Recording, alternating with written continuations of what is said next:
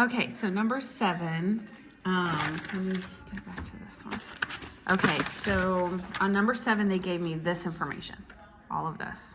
I am, again, kind of looking at this last part. What information did they give me? They didn't give me information about all 3 sets. So instead, I'm just going to look at 2 at a time again, because in each question, I'm only dealing with 2. On this one, I'm dealing with E and F. This one, F and G. This one, E and G. So same thing as the last one. So on this one, I'm going to look at just E and F.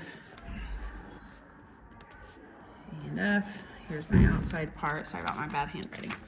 Okay, so if I'm just looking at E and F, I know that this time this one's different. They're giving me the union of those 2 is 0.6.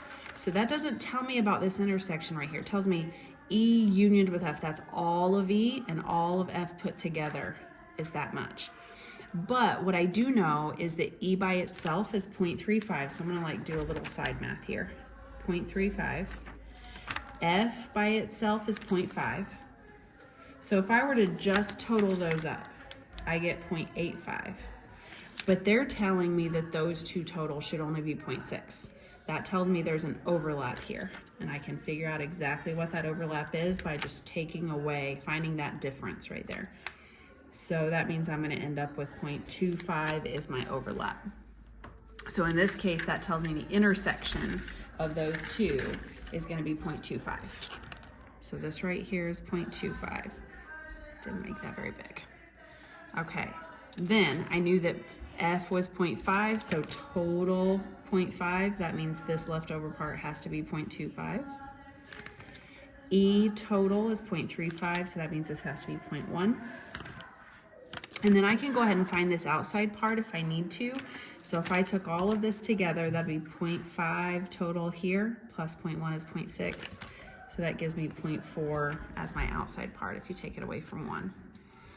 Okay, so this is the part that I'm concerned about though. You can fill all this in all you want, but if you don't know what it's asking for, that's a problem. So this one is asking me for not E unioned with F. So if it's not E, that's all of this part out here. Everything outside of E, including that F part.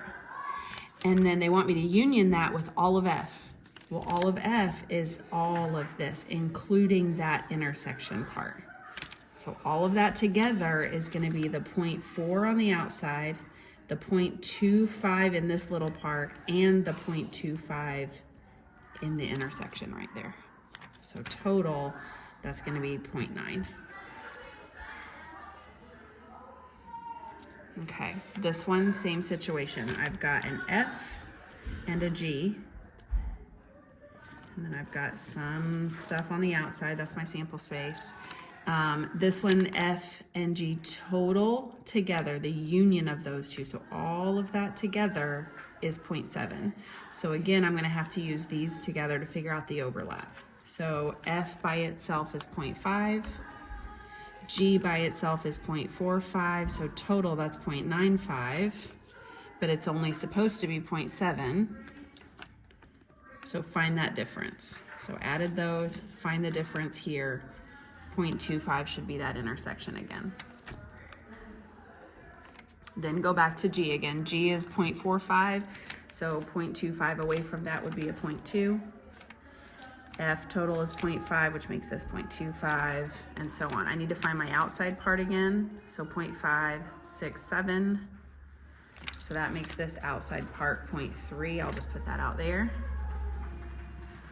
And then this one this time is asking me, this one's a little different. It's asking for the intersection of not F and G.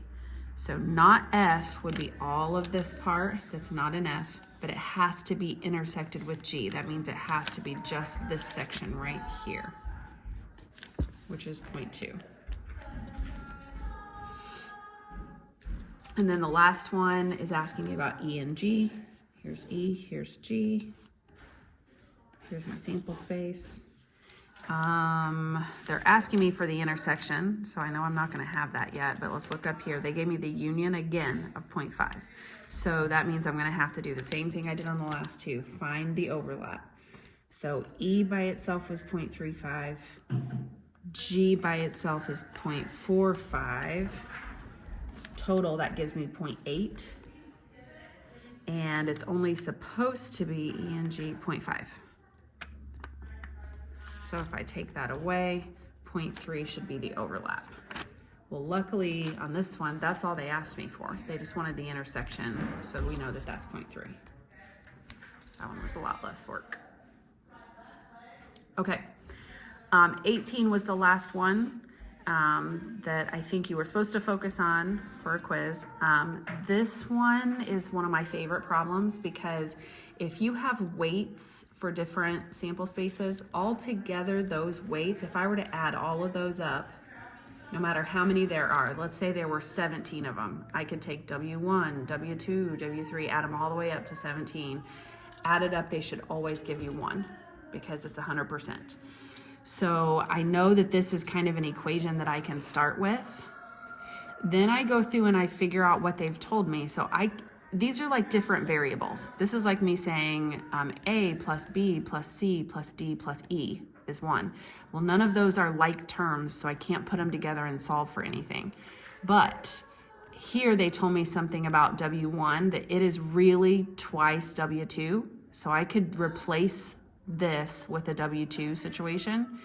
Same thing here. They told me that these two are the same as W2. And they told me that this one is 3 times W2.